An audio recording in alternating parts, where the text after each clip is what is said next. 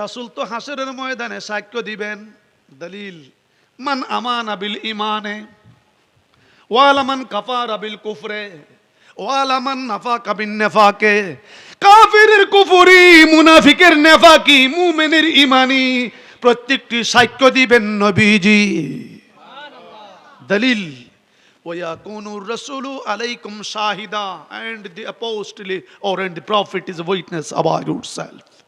तफसीर अजीज उस आयत की मदहात जो इबारत है उनकी उर्दू तर्जमा ये है कि हुजूर पूर्ण नूर सल्लल्लाहु अलैहि वसल्लम अपने नूर नबूवत की वजह से हर दीनदार को दीन जानते हैं।